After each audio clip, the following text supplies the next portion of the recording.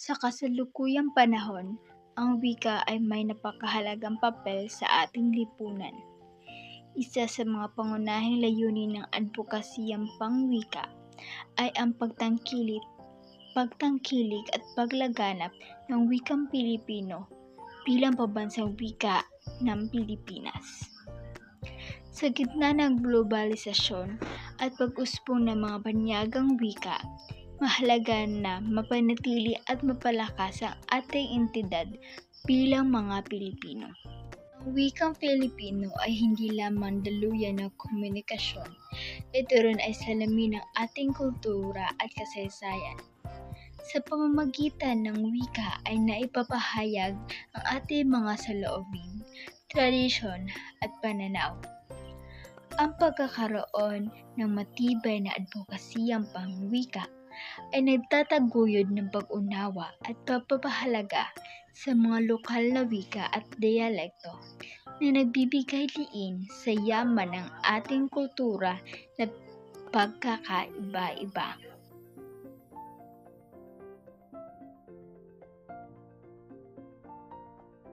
Ang wikang Pilipino ay dapat maging bahagi ng kurikulum mula elementarya hanggang kolehiyo. Hindi lamang bilang asignatura kundi bilang medium ng pagtuturo. Sa ganitong paraan, ang mga kabataan ay maging mas pamilyar at komportable sa paggamit ng wikang Filipino, na nagbibigay daan sa mas malalim na pag-unawa sa ating kultura at kasaysayan.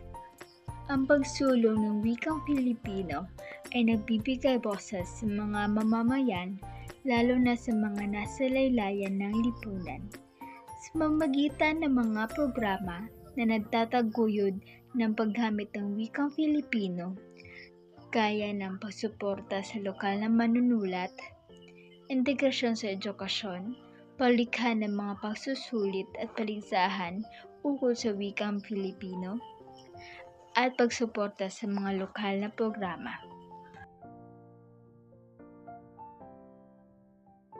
Filipino, wikang pambansa ng mga Pilipino.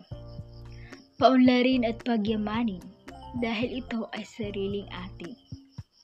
Kabataan ay gawing instrumento sa pagpapaunlad nito upang ang buhay ng mga bayani ay hindi masayang na kanilang inalay sa bayan. Kaalaman sa wikang Pilipino ay pagtibayin dahil tayo lamang ang makikinabang din.